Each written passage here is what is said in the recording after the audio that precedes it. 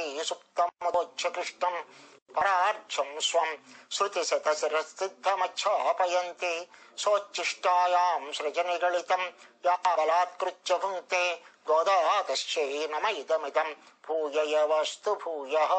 మనం ఇట్లా వ్రతం చేస్తే ఆ వ్రతం చేయడం వల్ల ఈ లోకంలో ఉన్నటువంటి పాడి పంట పెరుగుతాయి అన్నారు. ఎలాగైతే మోక్షాన్ని కోరే చేస్తున్నాం, మనం ఒక యాగాన్ని కాని చేస్తే ఆ అసలైనటువంటి ఫలితాన్ని పొందినాం, మధ్యలో అవాంతరమైనటువంటి ఫలితం మనకు ఆయుస్సు అవి ఎలాగైతే లభిస్తాయో అలాగే మనం కాని వ్రతాన్ని చేస్తే ఈ లోకంలో మనని దీనికి అనుమతించినటువంటి మన పెద్దలకి కావలసినటువంటి వర్షం పడుతుంది, వారికి కావలసినటువంటి పాడి కలుగుతుంది, పంట కలుగుతుంది అన్నదాన్ని తెలియచేశారు. ఆచార్య సమృద్ధి కలుగుతుంది అన్నదాన్ని ఆంతరంగా మనకి తెలియచేశారు. లోపల ఉన్నటువంటి ఈతి బాధలు తొలుగుతాయి అన్నదాన్ని తెలియచేశారు 3వ పాశురంలో. ఇంకా 4వ పాశురంలో ఎవరైతే ఇలా భగవంతుణ్ణి గురించి ధ్యానం చేసి భగవంతుణ్ణి గురించి వ్రతం చేస్తారో ఆ భగవంతుడు కాని ప్రీతిపాత్రుడైతే అంటే భగవంతుడు కాని అనుకూలిస్తే భగవంతుని దగ్గర ఎలాగైతే అనుకూలంగా అంటే ఆయన మాటని పాటిస్తూ ఉంటారో మిగతా దేవతలందరూ అలాగే ఈ భగవద్భక్తుల మాట కూడా వారు పాటిస్తారట. వీళ్ళకి కావలసినటువంటి కోరికల్ని ఈడేరుస్తారు అన్నదాన్ని తెలియచేస్తున్నారు ఈ పాశురంలో. అంటే ఒక వర్షాది దేవత వస్తాడు ఇక్కడ మన పిల్లల దగ్గరికి, వచ్చి ఆ వర్షాది దేవత ఎలా పడాలి అన్నదాన్ని మనకి తెలియచేస్తున్నారు ఈ పాశురంలో. మనకి చెప్తూ పెద్దలు ఈ సూర్యుడు అలా ఉదయించడానికి అలా అస్తమించడానికి కారణం ఏమిటయ్యా, ఈ వాయువు ఇలా వీయడానికి కారణం ఏమిటి అని అనుమానం వచ్చి దానికి అడిగితే భీషాస్మాత్ వాతః పవతే భీషో ఉదేతి సూర్య అంటారు. వాతః అంటే ఈ గాలి ఎందుకు ఇలా వీస్తోంది, ఒక్కసారి రెస్ట్ తీసుకుందాం అనుకోకుండా, అంటే విశ్రాంతి కాదు, అక్కడ ఏం చేత భీష ఆయన దగ్గర భయపడి అలాగది వీస్తోందట. అలాగే సూర్యుడు క్రమం తప్పకుండా సమంగా ఆ సమయానికి ఎందుకు ఉదయిస్తున్నాడు అంటే ఆయన దగ్గర భయం చేతే అని చెప్తారు. అలా స్వామి దగ్గర మిగతా దేవతలందరూ కూడా భయపడతారట.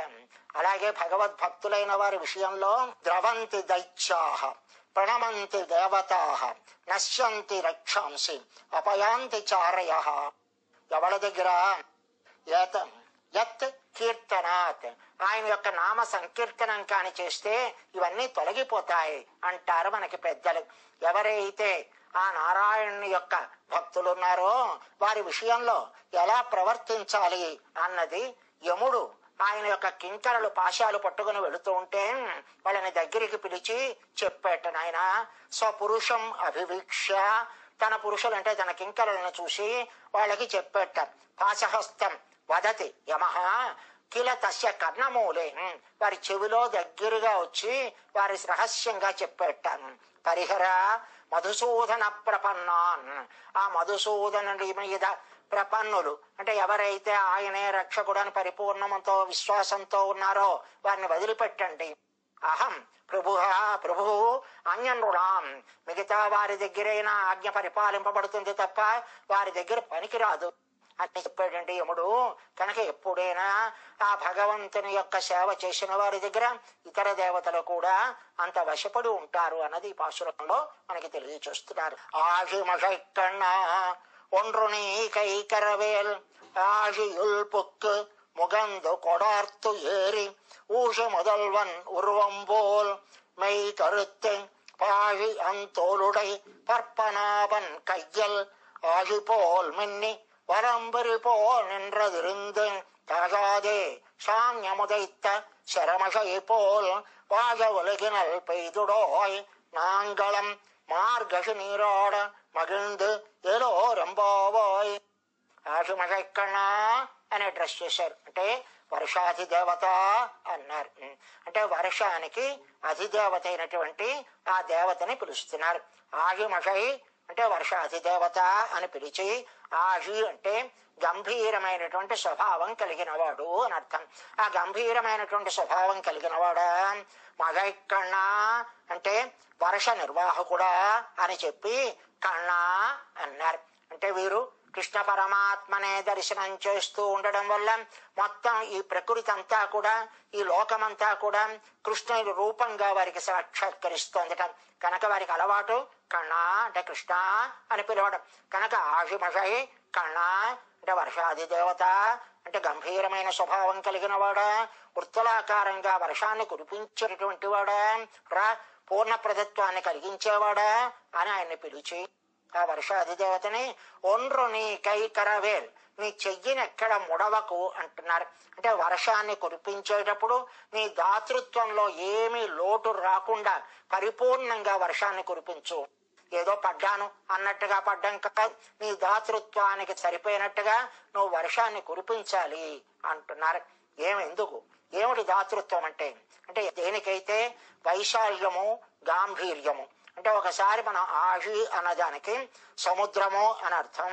ఆ సముద్రం ఆషి ఉల్పుక్ అన్నారు. తర్వాత ఇక్కడ సముద్రము అని ఒక అర్థము, అలాగే గంభీరమైన స్వభావం కలిగిన వాడు అని ఒక అర్థము, మండలాకారంగా వర్షాన్ని కురిపించేవాడు అని అర్థం. కనుక మండలాకారంగా వర్షం కాని కురిస్తే ఆ ప్రదేశం చల్లబడాలి అంటే చుట్టూ కాని వర్షం పడితే ఆ నీరు ఇక్కడికి కూడా ఇంకి ఇదంతా కూడా సస్యశ్యామలం అవుతుంది. కనుక ఆ మండలాకారంగా పూర్ణమైనటువంటి ఆ మనకు కావలసిన ఫలితాన్ని ఇచ్చేటటువంటి వాడు ఆ వర్షాది దేవత అన్నదాన్ని తెలియచేస్తూ ఇక్కడ చెప్తున్నారు. పూర్ణ ప్రదత్వము అంటారు.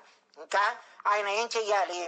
ఒట్టి గంభీరమైన స్వభావం అంటే అనంతమైనది సముద్రం, అనంతమైనది నీలమేఘం. అంటే ఒక మేఘాన్ని కానీ చూస్తే ఆయన ఎలా ఉందట, మన స్వామికి ఆ నీలమేఘం పోలిక, లేకపోతే కృష్ణుడు ఆ నీలమేఘానికి సమానంగా చెప్పవచ్చా అంటే ఈ లోకంలో ఉన్న వేయి కూడా స్వామికి సాటి కాదు.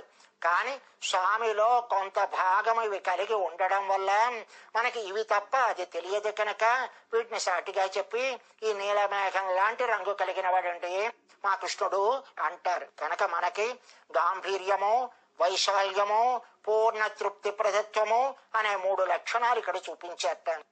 ఇదే మనకు కూడా ఆచార్యులకు ఉండాలట. ఏముండాలి ఆచార్యులకి అంటే విశాలమైనటువంటి హృదయం ఉండాలట, ఇంకా చెరగనటువంటి ఐశ్వర్యం ఉండాలట. ఎందుకు ఇది అంటే వైశాల్యం ఉంటే తప్ప వారు కురిపించలేరు. రెండవది ఆయనకి ఇవ్వాలి, దాతృత్వ గుణము ఉండాలి అంటే ఆయన దగ్గర పరిపూర్ణముగా ఉండాలి, ఇవ్వాలనేటటువంటి ఉత్సుకత ఉండాలి. ఈ రెండు ఉన్నవాళ్లే దానం చేయగలరు తప్ప లేని వాళ్ళు దానం చేయలేరు. కనుక అలాంటి ఆచార్యుల్ని ఇక్కడ చెప్తున్నారట. మనకి దీనిలో ఏం చెయ్యాలి? వర్షాది దేవత ఆయన వర్షం కురిపించడమైనా కురిపిస్తానన్నాడు ఆయన. అంటే కాదయ్యా, వర్షం కురిపించేటప్పుడు ఎలా కురిపించాలి అంటే ఈ ప్రకృతిని మనం అనుభవించవచ్చా అనుభవించకూడదా? ప్రకృతిని అనుభవించవచ్చు, కానీ ఆ అనుభవించినప్పుడు దానిని మనము కృష్ణ పరమాత్మ యొక్క రూపంగా భావన చెయ్యాలి. అది చూపిస్తున్నారు ఇక్కడ. ఆషి ఉల్పుక్, ఆషి అంటే సముద్రము యొక్క, అంటే లోపలికి దిగి వెళ్ళు. ఎక్కడికి వెళ్ళాలి? సముద్రం లోపలికి వెళ్ళాలంటే మధ్య ప్రదేశానికి. ఎక్కడో ఒడ్డున ఉన్నటువంటి నీరు తాగి మీదకి వెళ్లి వర్షాన్ని కురిపించడం కాదు, సముద్ర మధ్య భాగానికి వెళ్ళు, అక్కడ బాగా నీరు తాగు అన్నారు. ఇక్కడ ఉళ్ళంటే ఏమిటి అంటే సముద్రము యొక్క మధ్య భాగం అని అర్థం. కానీ ఆంతరంగా చెప్పేటటువంటి అర్థము ఆ భగవంతుని యొక్క కళ్యాణ గుణములు. కనుక వాటన్నిటినీ కూడా పరిపూర్ణముగా నువ్వు అనుభవించాలి అన్నదాన్ని చూపిస్తున్నారు. ఆషి ఉల్పుక్ అలాగా కళ్యాణ గుణాలను అన్నిటినీ కానీ అనుభవించినప్పుడు ఏమవుతుంది? అప్పుడు ముగందు కొడవార్త్ ఏరి, కొడు అంటే నీటిని అంతటినీ కూడా పీల్చి, ఆర్త్ గర్జించి, ఏరి అధిరోహించు, ఆకాశానికి వెళ్ళు అన్నారు. అంటే స్వామి ఎప్పుడైనా మన కడుపు నిండితే, కడుపు నిండగానే ఒక తేనుపు వస్తుంది. అలాగే ఆ సముద్రపు మధ్యలోకి వెళ్లి ఆ నీటిని అంతటినీ పరిపూర్ణంగా అడుగుదాకా తాగిన తర్వాత దానికి కూడా ఒక తేనుపు వస్తుందట ఆ మేఘానికి. అలాగే మన ఆచార్యులు కూడా భగవద్ అనుభవంలో పరిపూర్ణంగా మునిగి ఉన్న తర్వాత వారికి తెలియకుండా వారి నోటి నుంచి ఒక రకమైనటువంటి నిశ్వాసాలు వస్తాయి. కనుక అలాంటి ఆచార్యుల్ని ఇక్కడ ప్రార్థిస్తున్నారు. ఆగి ఉల్పుక్ ఆ లోపలికి వెళ్ళి ఆ కళ్యాణ గుణాలన్నిటిని కూడా పరిపూర్ణంగా అనుభవించి, దానివల్ల నువ్వు పరిపూర్ణముగా నువ్వు అనుభవించి, ఆ అనుభవించిన దాన్ని ఒకసారి గర్జించి అంటే మీదకి వెళ్ళి ఏం చేయాలి? ఆ ఆకాశంలోకి వెళ్ళి, ఎందుకంటే ఆకాశంలోకి వెళ్ళడం, ఎక్కడైతే నీరు తాగిందో అక్కడే వర్షించవచ్చు కదా. అంటే కాదయ్యా, ఎప్పుడైనా సరే కిందకి నీరు రావాలి అంటే ఉన్నత ప్రదేశంలో ఉన్న నీరే కిందకి వస్తుంది తప్ప లేకపోతే రాదు. కనుక ఎలాగైతే గురువులు ఆచార్యులైన వారు ఒక పీఠాలను పెట్టుకుంటారే, ఆ పీఠాలు ఎందుకంటే గొప్పతనానిక కాదు, అది వారు అక్కడ నుంచి మనలాంటి సామాన్య జనులకి ఆ భగవత్ తత్వాన్ని తెలియచేయడం కోసమని వాళ్ళు పీఠాన్ని అధిరోహిస్తారయ్యా. అలాగే ఇక్కడ ఆకాశానికి వెళ్ళు, ఆ మీద భాగానికి వెళ్ళు. వెళ్ళి ఏం చేయాలి? మీ కరుత్తు, మీ శరీరం ఉందే, ఆ శరీరం ఈ నీరు తాగడం వల్ల ఒక్కసారి ఏమవ్వాలి? నల్లగా అవ్వాలట. ఈ శరీరం నల్లగా అయ్యి అప్పుడు ఏం చెయ్యాలి? నీ విశాలమైనటువంటి ఆ భుజాలున్నాయే, ఆ భుజాలు కలిగినటువంటి పద్మనాభుడు వాగి అంతోలుడై పర్పనాభన్ కయ్యల్. ఆ పర్పనాభుడు అంటే పద్మనాభుడు. పద్మనాభుడు అంటే పద్మమును నాభియందు కలిగినవాడు. అంటే ఈ చతుర్ముఖ బ్రహ్మకి పుట్టుకకి కారణమైన వాడు స్వామి. కనుక మొత్తం మనకి సృష్టి అంతా రెండు రకాలుగా చెప్తే సమిష్టి సృష్టి, యష్టి సృష్టి అంటారు. మొత్తం సమిష్టి సృష్టి అంతా పరమాత్మ చేస్తే, యష్టి సృష్టి అంతా కూడా చతుర్ముఖ బ్రహ్మగారు చేస్తారు. కనుక ఈ చతుర్ముఖ బ్రహ్మ కూడా ఆయన నుంచే వచ్చినవాడు కనుక మొత్తం సృష్టి అంతా ఆయనే చేస్తాడు అని చెప్తారు. అలాంటి పద్మనాభుడు ఒకసారి బ్రహ్మ చతుర్ముఖ బ్రహ్మ పుట్టిన తర్వాత ఆయనకి ఈ సృష్టిని అంతటిని అప్పచెప్పిన తర్వాత తన ఏమీ చెయ్యని వాడిలా, తనేమీ శక్తి లేని వాళ్ళ అలా పడుక్కొని ఉంటాడట స్వామి. కనుక పద్మనాభన్ కయ్యల్, ఆయన చేతిలో ఉన్నటువంటి ఆయుపోల్ అంటే చక్రము వలె ఏం చెయ్యాలి? మిన్ని ప్రకాశించు. ఒక్కసారి అంటే మెరుపు రావాలి, ఆయనకి అవతల మేఘంలో మెరుపు రావాలి. ఇక్కడ స్వామి యొక్క సందర్శనం చేసిన తర్వాత ఆ చక్రం అంటే ఏమి? సుదర్శనము. కోరికలు మితంగా ఉంటే బాధలు తక్కువగానే ఉంటాయి. మహర్షి మేఘంలో మెరుపు రావాలి. ఇక్కడ స్వామి యొక్క సందర్శనం చేసిన తర్వాత ఆ చక్రం అంటే ఏమి? సుదర్శనము. అంటే మంచి దర్శనాన్ని చేయించేది. కనుక మన ఆచార్యులు స్వామి యొక్క దర్శనాన్ని పరిపూర్ణంగా చేసి ఆ దర్శనాన్ని మనకి పరిపూర్ణంగా కలిగించగలిగినటువంటి ఆచార్యులు అని చెప్పి ఆహి పోల్ మిన్ని వలంబరి పోల్ నిండ్రదిరిందు. వలంబరి పోల్ ఆయనకు ఉన్నటువంటి ఆ శంఖం అంటే పాంచజన్యము అనేటటువంటి శంఖం. అదేం చేస్తుంది?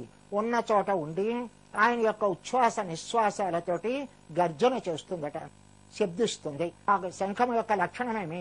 స్వామిని ఎప్పుడైనా చక్రం ఆయన చెయ్యి వదులుతుంది, కానీ శంఖం ఎప్పుడు ఆయన చేతిని వదలదు. వదలకుండా ఎప్పుడూ ఆయన చేతిలోనే ఉండి ఆయన అధరము యొక్క పానం చేత అంటే ఆయన కాని శంఖధ్వని చెయ్యాలంటే ఇంకా శంఖాన్ని దగ్గరగా నోటి దగ్గరకు చేర్చుకుంటాడు. కనుక అలా ఎప్పుడు అధర పానాన్ని చేస్తూ తన జీవితాన్ని నడుపుతూ ఆయన ఉచ్ఛ్వాస నిశ్వాసాలని తనకు ఆహారంగా తీసుకుంటూ ఉన్నటువంటి ఆ శంఖం ఎలాగైతే శబ్దిస్తుందో అలా శబ్దించాలి అన్నారు ఈ మేఘాన్ని. కనుక ఒక మెరుపు రావాలి, ఒక గర్జనం అంటే ఉరుము ఉరమాలి. ఉరిమి అప్పుడు వాహు ఉలగినల్ పెయ్దుడోయ్. ఇలా ఎలా పెయ్దుడాయ్ అంటే వర్షాన్ని కురిపించాలి. ఎలా వర్షాన్ని కురిపించాలట? ఆ స్వామి చేతిలో ఉన్నటువంటి శరమషైపోల్ ఆ బాణం ఉందే, ఆ బాణం ఎలాంటి సామ్యము అనేటటువంటి విల్లు నుంచి వెలువడేటటువంటి ఆ వర్షపు ధార పడితే ఎలా ఉంటుందో అలాగ నువ్వు వర్షాన్ని కురిపించాలి అని ప్రార్థిస్తున్నారు ఇక్కడ. అంటే స్వామి దగ్గర నుంచి బాణ పరంపర కాని వస్తే శత్రువులకు నాశనం కలుగుతుంది. కానీ ఇక్కడ మన వర్షం యొక్క ఆ వర్షపు ధార ఎలా పడాలట? అన్నిటికీ మంచి చేసేలాగా పడాలి. లోకమంతా కూడా సంతోషించేలా నీ యొక్క వర్షపు ధార పడు. ఆ సామ్యము నుంచి ఆ బాణపు వర్షపు ఎలా వస్తుందో అలా నువ్వు వర్షాన్ని కురిపించాలి అని ప్రార్థించి నాంగళం మార్గ నీరాడ. అంత మాత్రమే కాదు, మేం కూడా ఈ మార్గశీర్ష స్నానం చేసి ముగిందు ఆనందించేలాగూ నువ్వు వర్షించు అని ప్రార్థిస్తున్నారు. ఇక్కడ వర్షం పడుతుంది. ఆ పడ్డ వర్షం ఒక్కొక్కప్పుడు కొందరికేమో అది ఉపయోగంగా ఉంటుంది, కొందరికి ఉపయోగంగా ఉండదు. అంటే వర్షం కాని పడితే లోకమంతా సస్యశ్యామలం అవుతుంది. కానీ అప్పుడే ఆ వర్షం కాని పడ్డప్పుడు జిల్లేడు మొక్క మీద కాని పడితే జిల్లేడు ఆకులు కాస్త రాలిపోతాయట. అలాగే మనలో కూడా ఈ ఆచార్యులు కురిపించేటటువంటి వర్షం ఎలా ఉంటుంది? మేఘం ఏం చేస్తుంది? మెట్ట ప్రాంతమా లేక పల్లపు ప్రాంతమా అన్నది చూడకుండా మొత్తం లోకమంతా కూడా వర్షాన్ని కురిపిస్తుందో, అలాగే మన ఆచార్యులు కూడా వీరు తక్కువ వారా వీరు గొప్పవారా అన్న భేదము లేకుండా అందరికీ కూడా తమ వాక్కులతోటి భగవద్గుణానుభవాన్ని కలిగిస్తారట మన ఆచార్యులు. అంచేత మేఘము ఆచార్యులు ఒక్కలాంటి వారు. ఎలాగైతే మేఘం సముద్రం లోపలికి వెళ్లి ఆ లోపల ఉన్నటువంటి ఆ జలాలను పీలుస్తుందో, అలాగే మన ఆచార్యులు కూడా ఆ వేదము అనేటటువంటి ఒక సముద్రం, ఆ సముద్రము లోపలికి ప్రవేశించి ఆ వేదములో ఉన్నటువంటి ఇక్కడ ఉప్పు నీరుని తాగి మేఘము ఎలాగైతే మంచి నీటిని మనకు అందిస్తోందో, అలాగే కఠినమైనటువంటి విషయాలను తెలుసుకొని ఆ కఠినమైన విషయాలను సులువుగా మనకు అందించేలా ఈ లోకానికంతటిగా అందిస్తారట మన ఆచార్యులు. కనుక ఆచార్యులు మేఘము ఒక్కటే. ఎలాగైతే మేఘం కురిస్తే ఒకప్పుడు కాని పెనం మీద పడితే అది ఆవిరైపోతుంది, ఒక ఎడారిలో కాని పడితే ఎగిరిపోతుంది, ఒక మంచి ముచ్చపు చిప్పలో కాని పడితే అది ముత్యంగా మారుతుంది.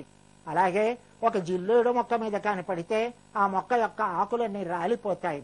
అలాగే మన ఆచార్యుల యొక్క ఉపదేశాలు కూడా స్వీకరింపబడిన వారి యొక్క స్థితిని బట్టి వారికి ఉపయోగకరంగా ఉంటాయి.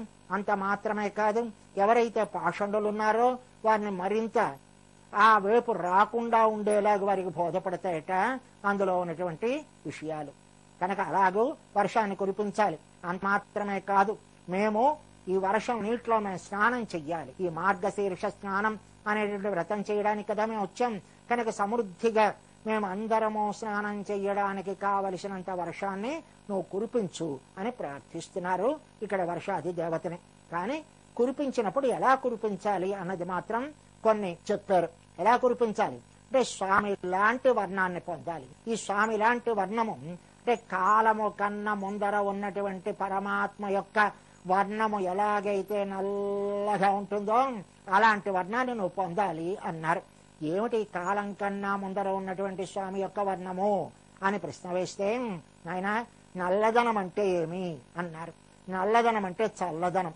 ఎప్పుడైనా సరే నల్ల కళ్ళద్దాలు కానీ కంటికి పెట్టుకుంటే మనకి అవతల ఎండ ఉన్నా సరే చల్లగా ఉంటుంది.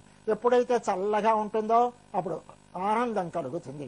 కనుక ఆనందాన్ని కలిగించేటటువంటి శరీర వర్ణము, ఆనందాన్ని కలిగించేటటువంటి స్వరూపము, ఆనందాన్ని కలిగించేటటువంటి స్వభావము కలిగినటువంటి ఆ పరమాత్మలా నువ్వు కూడా అలాంటి వర్ణాన్ని స్వీకరించు అని మేఘాన్ని ప్రార్థించి, ఎలాగైతే ఆచార్యులు లోపలికి వెళ్లి ఆ నీటిని పీలుస్తారో అలాగే నువ్వు కూడా పీల్చు అన్నారు. అని ఇక్కడ శృతి సాగరము అది ఎందులో ప్రవేశించాలి? మేఘం శృతి సాగరం అంటారు. అంటే ఆచార్యులు ప్రవేశించేది ఈ శృతులు అనేటటువంటి వేదం, ఆ వేదం అనేటటువంటి సాగరంలోకి వీళ్లు ప్రవేశిస్తారట.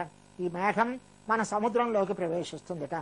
వాళ్ళు ఆ లోపలికి వెళ్లి ఆ సాగరంలో ఉన్నటువంటి అంటే వేదములలో ఉన్నటువంటి కఠినతమైనటువంటి కఠినతరమైనటువంటి ఆ వేదార్థాలన్నింటినీ కూడా వాళ్ళు పీలుస్తారు. అలాగే ఈ మేఘం కూడా లోపలికి ప్రవేశించి అక్కడ అడుగంట నీరు తాగి ఆ నీటినంతటిని తీసుకుందట. తీసుకుని మీదకి లేంది. అల్పసారాలైనవి కాక ఏవైతే తెలియవలసిన విషయాలు అంటే వేదములలో 2 భాగాలున్నాయి. 2 భాగాలను కూడా అన్నీ చెప్తారంటే మనకి లౌకికమైన ప్రయోజనాలు కలగాలంటే ఏం చెయ్యాలి, అలాగే పారలౌకికమైన ప్రయోజనాలు కలగాలంటే ఏం చెయ్యాలి, పరమాత్మని పొందాలంటే ఏం చెయ్యాలి, మోక్షం అంటే ఏమి, ఇవన్నీ కూడా తెలియచేయబడతాయి. కనుక అల్పసారము అనిత్యములు అయిన వాటిని కాకుండా సారభూతములైన వాటిని గ్రహిస్తారట ఆచార్యులు. గ్రహించి మనకు అందిస్తారు. అలాగే మేఘము కూడా సముద్రం లోపలికి ప్రవేశించి ఏమి అల్పసారములైనవి ఏమీ లేనటువంటి దాన్ని కాకుండా అడుగుదాకా పీలుస్తుంది. పీల్చి ఎలాగైతే వాళ్ళ ఆచార్య పదవిని అధిష్ఠిస్తారో అలాగే ఇవి కూడా ఆకాశానికి వెళుతుంది. ఎలాగైతే అవి మెరుస్తాయో అలాగే వీరు కూడా తమ యొక్క భగవద్భృష్టనం చేత వీరు కూడా ఆనందాన్ని పొంది ఆ ఆనందంతో తమరు ప్రకాశిస్తూ ఉంటారట మన ఆచార్యులు. అంత మాత్రమే కాక అది ఎలాగైతే గర్జన చేస్తుందో అలాగే వీరు కూడా భగవద్ అనుభవంలో మునిగి ఉండి ఆ ఆనందం లోపల ఆగక బయటికి వ్యక్తపరుస్తూ ఉంటారట మన ఆచార్యులు. కనుక ఇలా వ్యక్తపరుస్తూ ఉండేటటువంటి ఆచార్య సమృద్ధి మనకి కలుగుతుంది. వర్షం పడుతుంది. ఆ వర్షం కూడా మేమందరము స్నానం చేసేలా, ఈ మార్గశీర్ష స్నానం చేసేలాగూ పడుతుంది అన్నదాన్ని ఈ పాశురంలో మనకి తెలియచేస్తున్నారు. మొత్తము ఇంత 3వ పాశురము, 4వ పాశురము, 5వ పాశురము. ఏదైనా కాని మనం కర్మని ఆచరించాలి అంటే మొట్టమొదటి సంధ్యావందనము చెయ్యాలట. ఈ సంధ్యావందనం పొద్దున్న, మధ్యాహ్నం, సాయంత్రం పూట 3 పూట్లా చెయ్యాలి. ఈ 3 పూట్లా చేసేటటువంటి సంధ్యావందనాన్ని కిందటి దానిలో అంటే 3వ పాశురంలో ఒక ఆయన్ని, ఈ పాశురంలో అంటే మనకి సంధ్యావందనం చేసినప్పుడు పొద్దున్న పూట మిత్రుణ్ణి ప్రార్థిస్తామట, మధ్యాహ్నం సూర్యుడిని ప్రార్థిస్తామట, సాయంత్రం పూట వరుణుణ్ణి ప్రార్థిస్తామట. ఏం కావాలని మిత్రుణ్ణి ప్రార్థించి ఆయన మాకు క్షీర సమృద్ధి కలిగేలా చెయ్యి అని ప్రార్థిస్తాం పొద్దున్న. మధ్యాహ్నం సూర్యుడిని ప్రార్థించి మాకు సకల శుభాలు కలగాలి అని ప్రార్థిస్తాం మధ్యాహ్నం. సాయంత్రం వరుణ్ణి ప్రార్థించి మాకు పాపములన్నీ కూడా తొలగిపోవాలి అని ప్రార్థిస్తామట. అలాగే క్షీర సమృద్ధి కలగాలి అని ప్రార్థించారు కిందటి 3వ పాశురంలో. ఇంకా ఈ 4వ పాశురంలో మాకు సకలమైనటువంటి శుభాలు కలగాలి అన్నారు. అంటే వర్షం బాగా పడాలి, ఆ పడ్డం వల్ల మేమందరము కూడా సుఖంగా ఉండాలి, మేము ఈ మార్గశీర్ష స్నానం చెయ్యాలి, నువ్వేమో ఆ స్వామి వర్ణంతో సమానమైనటువంటి వర్ణాన్ని కలిగి ఉండాలి అని దానికి చెప్పి అలాంటి శుభాలు కలగాలి అంటున్నారు. 5వ పాశురంలో మనకి సకల పాపాలు తొలగాలి అన్నారు. ఆ పాపాలు ఎలా తొలుగుతాయి అన్నదాన్ని 5వ పాశురంలో మనకి తెలియచేస్తారు. ఈ తిరుప్పావై అనే ప్రబంధాన్ని 3 భాగాలుగా మన వాళ్ళు తెలియచేస్తారు. మొదటిది ఆభిముఖ్య దశ అంటారు, రెండవ దాన్ని ఆశ్రయణ దశ అంటారు, మూడవ దాన్ని అనుభవ దశ అంటారు. అంటే మొదట 5 పాశురాలు, తర్వాత 10 పాశురాలు, తర్వాత 15 పాశురాలు, మొత్తం 30 పాశురాలు. ఈ 30 పాశురాల్లో మొదటి 5 పాశురాలలో మనకి ఆ వ్రతం చెయ్యడం చేసినందువల్ల కలిగే ఫలితమేమి, ఆ ఫలితం ఎవడిస్తాడు, చెయ్యడానికి ఎవరు అర్హులు, ఆ చెయ్యడానికి మనమే అర్హులము అన్నదాన్ని తెలియచేశారు. దానికి ఆ అర్హతకి ఏమిటి ఉండాలి మనకి అంటే నీరాడపోదువేర్, స్నానం చెయ్యడాలని కోరిక ఉండడమే కావలసింది అన్నదాన్ని తెలియచేశారు మొట్టమొదట. కనుక ఇలా మనకి ఈ ఆభిముఖ్య దశ రేపటి పాశురంతో మనకి పూర్తవుతుంది. ఇది కూడా మంత్రపూతమైనటువంటి పాశురము అని మనకి చెప్తారు. ఎప్పుడైనా వర్షాలు కాని పడకపోతే, ఆ వర్షాలు పడనప్పుడు ఈ ఆయుమగైక్కಣ್ణ అనే పాశురాన్ని కాని నియమంతో నిష్టగా కాని మనము జపిస్తే ఆ జపించినప్పుడు వర్షం పడుతుంది అని ఈ లోకంలో ఇప్పుడే మనకి తెలియజేసినటువంటి పెద్దలు ఉన్నారు. కనుక దాన్ని చూపించే ప్రత్యక్షంగా కనుక అలాంటి పాశురము, బీజ సంపుటి కలిగినటువంటి పాశురము ఈ ఆయుమగైక్కಣ್ణ అనేటటువంటి పాశురం. ఇందులో మేఘదేవుడు ఎదురుగా వచ్చి మీకేం కావాలి అంటే ఎలా వర్షాన్ని కురిపించాలో మనకి తెలియచేసినటువంటి పాశురం ఇది.